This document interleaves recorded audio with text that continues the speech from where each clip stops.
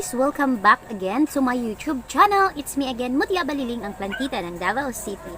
So for today's vlog guys, or for today's video guys, is ayan, samahan niyo po ako.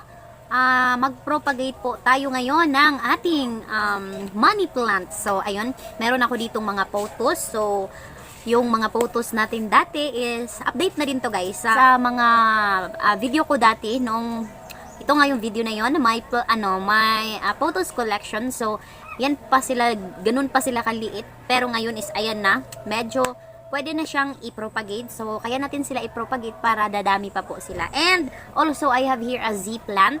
So itong Z plant guys is a welcome plant. So ayan, i-propagate po natin siya guys, kasi malapit na to mag 1 year sa akin, pero hindi, walang bagong leaves or walang bagong babies. Hindi siya nagbibigay ng bagong babies. Hindi ko alam guys kung bakit. Kaya ang gagawin ko para mapadami natin sila is i-propagate natin sila. So ayan, later mamaya-maya is papakita ko sa inyo kung paano nga ba tayo mag-propagate ng mga money plants. So money plant and also the welcome plant. So ayan, without anything further ado, let's jump into the video. And ayan guys, ito yung aking photos na golden photos. This is a giant golden photos guys. Ayan, hindi pa lang siya masyadong malaki, pero may malaki na ako dun na giant golden photos. Ayan, sobrang laki ng leaves nun. So ito siya is hindi pa siya masyadong malaki. And also, ayan, i-propagate din natin yan siya. So this one is my tawag nito, Marble Queen photos. Ayan, ito na siya guys. So sobrang ganda niya. Ayan, medyo pwede na siyang i-propagate. Ayan, i-propagate ko po siya guys para maglalash kasi siya dito. And also yung igagawin kong propagation guys is, ayan, makikita nyo yan later. And this one is the Manjola photos. Ayan, Manjola photos. Ayan siya guys. So itatap cut ko na lang siya dito guys. I think makakakuha ako nito ng isa or dalawang cut. So ayan, paparamihin natin siya guys. And next is this one, enjoy photos. Ayan na yung aking enjoy photos guys. Ayan, hindi ko sure guys kung kaya ko ba siyang, pwede ko ba siyang i-propagate, kasi medyo hindi pa naman siya ganun kalash. Pero ayan, itatry kong tingnan mamaya-maya. And the next one is this one. Ayan yung ating satin photos. Yan guys, hindi ko alam guys, parang hindi ko talaga siya ikakat kasi yan, walang bagong leaves guys. Meron naman pero hindi pa gaano ka laki, super liit pa. Yan, same as usual, tatlo yung leaves niya. Dati is dalawa lang ata to. Okay, so the next one is this one, the Z plant or the welcome plants. Ayan guys, i-propagate ko yan mamaya-maya. So ayan, stay tuned.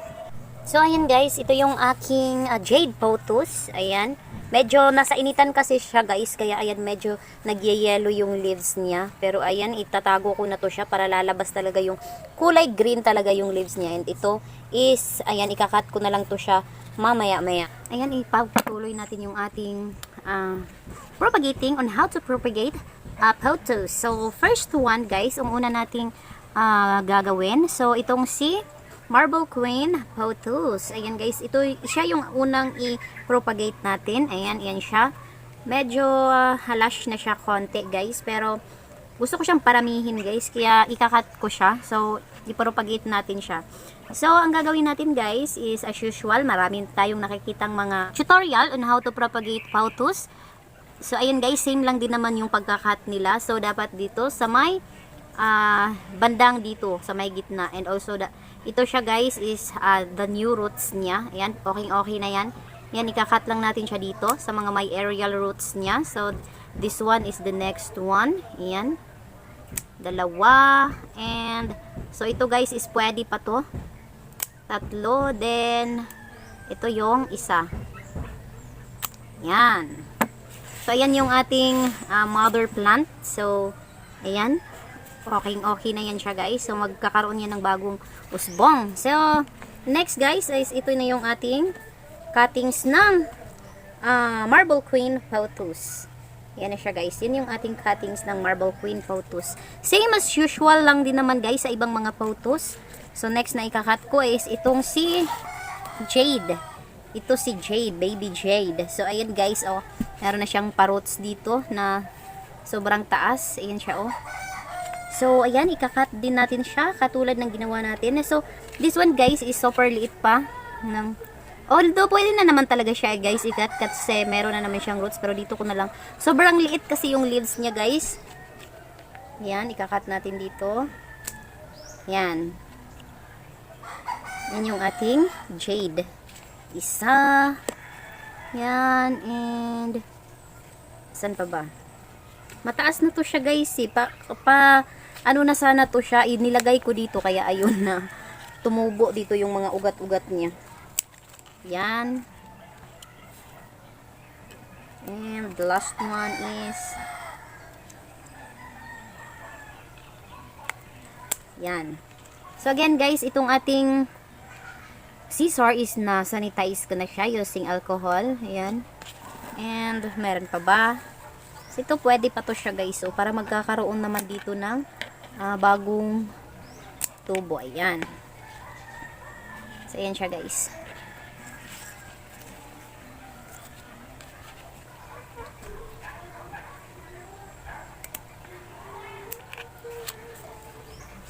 So this one, guys, is itatry ko lang siya kung tutubo ba siya dito. Kasi meron naman dito banda, guys.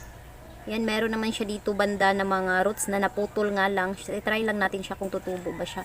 So next one is itong si yan. Itong si giant pothos, golden pothos. Ayan, medyo konti lang yung makukuha ko dito, guys. Hindi pa siya ganun kalakihan.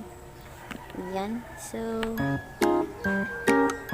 medyo payat-payatan din yung drama nito isang to. Ayan. So, okay na yan.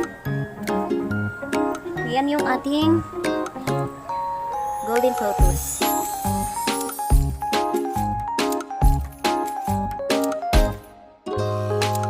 So, ayun na nga, guys. How to get lush nga yung ating mga pothos. So, itong propagation na ginawa ko ngayon, guys, is hindi naman to siya na ililipat ko ng ibang pot. So, ang gagawin ko talaga, guys, is ilalagay ko lang talaga sila into the same pot. Kasi gusto ko kasi maglalash yung ating mga pothos. Kaya ko sila ilalagay lang talaga into the same pot lang. Wait lang, guys.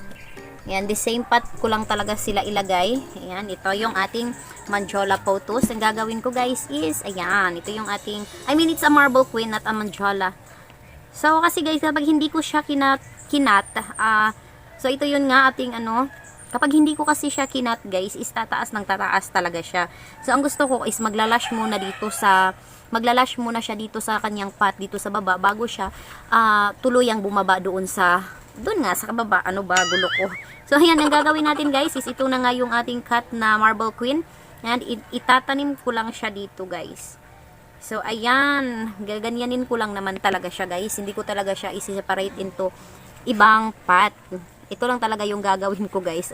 Gusto lang ko lang kasing magiging lush tong aking mga pothos na nandito, guys. Kasi mas maganda tingnan yung lush. So, ayan, this one, balik tayo dito. So, parang binalik ko lang sila, diba? Pero, ayan, hindi naman. So, ayan, guys.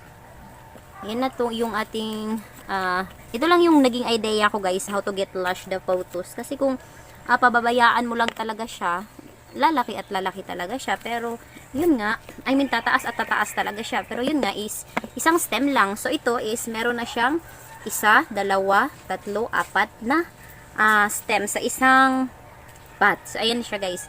Ito lang talaga yung idea ko, guys, on how to get lush sa mga pothos natin. So, the next one, guys, is itong si Manjola pothos. Ayan na yung ating Manjola pothos. Yan yung aking ini-next.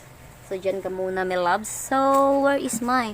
Ayan yung aking cuttings na 2. 1 at saka 2. Yan yung cuttings natin. Yan. Siyempre, pwede din naman talaga siya tanim sa ibang pot. Pero, ito talaga, guys, is gusto ko lang talagang mag-lush tong aking mga pothos nga, mga collection ng pothos. Kasi, yun lang talaga yung way, guys, on how to get lush the pothos. Kasi, kung isa lang yung stem nga, isa haba lang ng hahaba. So, ayan na siya. So, ayan na siya, guys. Ayan. So, lalaki na sila dyan. Next is this. So, akala nyo, hindi ko pinutol talaga yung enjoy. Pinutol ko talaga siya. Yan na siya, oh. So, itatanim ko lang din naman dito yung, nahulog na yung isa. Aking pinutol, guys.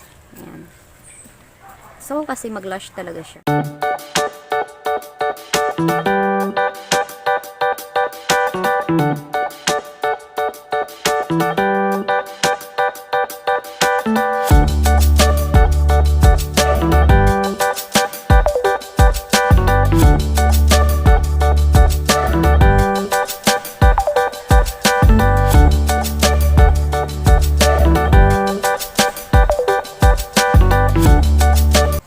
Yan guys, ito na yung ating next na i-propagate. Itong si Z-plant.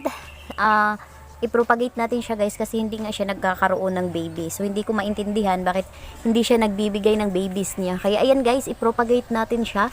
So ayan, ikakat ko siya guys. So ingat-ingat lang tayo guys sapagkat nga ng Z-plant kasi Z-plant is a poisonous plant. Pero pag kinain talaga guys is mapopoison talaga tayo. Pero kapag nag-iingat naman tayo guys. So ayan, beware sa mga bata dyan. So mas mabuti na yung nag-iingat guys. So kung nagpropagate kayo ng ganitong mga moms, so kailangan talaga is talagang kayo lang yung nandyan, wala yung mga anak nyo kasi mahirap na, di ba? So ayan guys, safety first muna tayo. So ayan guys, let's do. Guys, ito na nga yung Z-plant natin. So ayan na siya guys. So this one guys is binigay lang po sa akin ni Ate Miray. Pero binigay niya sa akin to I think month of August ata. Hindi ko ma-remember guys, pero parang ganun talaga naman. Until now, is wala talaga siyang baby. Din sa nakita ko dito guys, ayan, kinutkot ko siya dito sa baba. So, ayan yung, tatanggalin ko na lang siya guys, kasi i-propagate ko din naman siya guys eh. Ito yung nakita ko. I found out na may palabas pala siyang baby dito. Isa. So, isa lang talaga guys. Ayan siya guys, oh. Ayan. Ito siya, oh. Ito. Yung white na yan. So, ito nga siya. Is, ayan, baby na niya pala yan guys. So ayan, ang gagawin ko guys is I try propagate this one. So nakikita nyo to siya guys. Ayan, so try ko siyang i-propagate kung tutubo ba talaga siya. Kasi, dyan naman siya galing guys eh. This is my, hindi ko pa na-try to guys ever since na mag-propagate ng Z-plant. Kasi nga natatakot ako. Pero ngayon is lakasan talaga ng loob. So ayan guys, itatry ko to siya, ikat ko siya kung tutubo ba talaga siya. So, ayan guys, ibababa ko kayo ng konti dito. So, ayan, ikakat ko siya guys. So, this is my first time guys to propagate this Z-plant. Medyo lalayo tayo. Ayan, ikakat ko siya guys. Lalayo tayo ng konti. Ay! Oh no!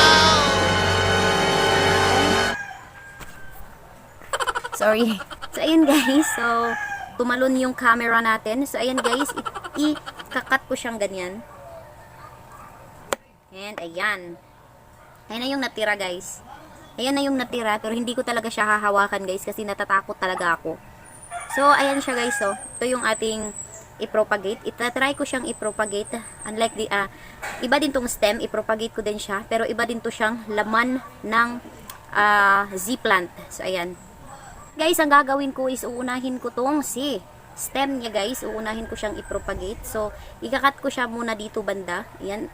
Careful po talaga tayo guys habang gagawa po tayo ng ganito kasi alam naman natin talaga guys na ang Z-plant is a poisonous plant. Pero ayan guys, ingat-ingat po talaga. Pero kung wala ka pong lakas ng loob na gawin ito, is wag nyo na pong gawin. Please po. So ayan. Cut natin siya. Ayan. So iwas-iwas sa mga dagta guys. Ayan. Wag po nating hawakan. I mean, yung yung wands ng, yung sugat ng plant natin. So, ayan siya, oh.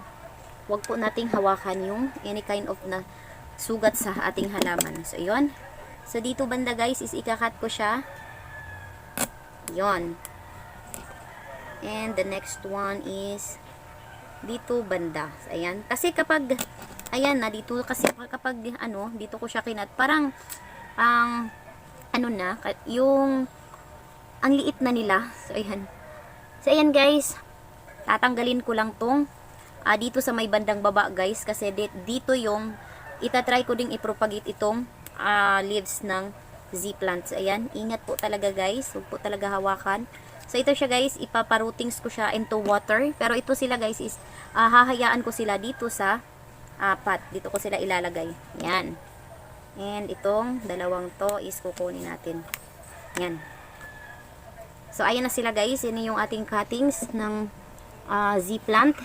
And this one, ito yung ating, yung pinaka-mother niya. Ayan siya. And, of course, huwag natin kalimutan yung roots, yung ano niya, laman niya. So, ang gagawin natin guys is ikakat lang natin to siya. Isa. Dalawa.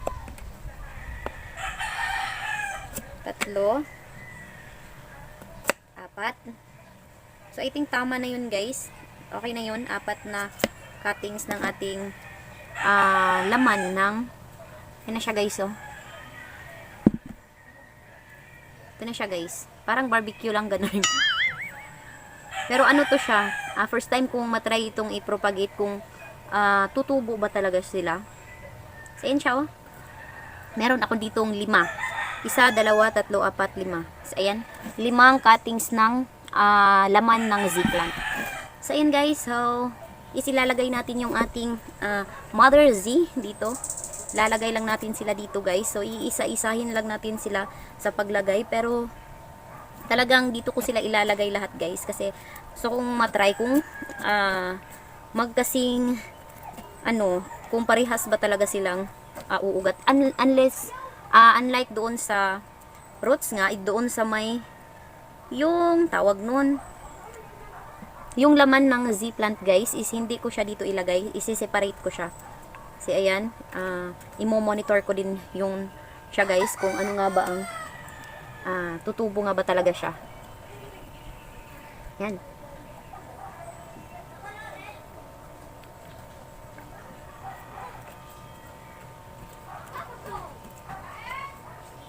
So, ayan na siya guys. So, dadagdagan ko lang siya ng lupa kasi medyo konti lang yung lupa niya. Yung, ayan, may tubig siya. So, ito yung ginawa kong flower base na guys na ayan. Ayan, may DIY flower base. Ayan, dito ko ilalagay yung ating dahon ng Z-plant. So, ayan, parang medyo dumami yung water niya. Konting-konti lang tubig niya guys. Ayan. So, dyan ko lang siya ilalagay. And iti-test natin guys kung first time ko din guys, propagate ng dahon ng Z-plant na nilalagay sa tubig. Yan guys. So, ayan. So, ayan na siya guys. Ayan na siya sa ilalim. So, ayan na nga guys. Ito na yung ating pothos ngayon. Ayan yung ating jade pothos. Ayan yung ating enjoy pothos. Ayan, ito yung bago. At saka iyon.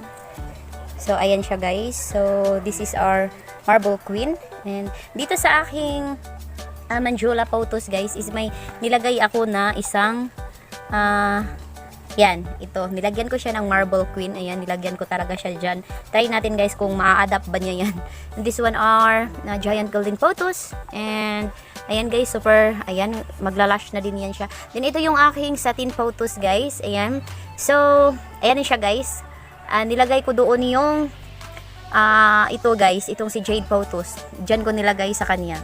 Kasi para may design yan sila someday. So, ayan guys. So this one naman guys is ito yung ating Z-plant. So yan yung ating Z-plant. And ito yung leaves na yun nga pinopropagate ko. Try natin kung magkakaugat ba talaga to siya. And ito yung ating roots. So yan. Spray lang natin muna siya guys ng water. Ayan. Ang nilagyan ko dito guys is selecta guys. Yung mga selecta na selecta ice cream. Yung mga ano niya guys. Yung patapon na talaga guys. Ayan. At least na gagawan pa natin siya ng paraan para magamit. So, ayan. Spray lang natin siya. Ayan. So, ayun na nga. Isa na namang video ang ating natapos para sa araw na ito. Maraming salamat po sa iyong panunood. Sana po ay may natutunan ka sa ating video sa araw na ito. And again, it's me, Mutia Baliling. Kung hindi ka pa nakasubscribe sa aking YouTube channel, ay huwag mong kalimutan na mag-subscribe. I-click ang tiny bell button dyan sa baba para notify ka if ever na may gagawin tayong bagong video. That's all for today. Babush and paalam!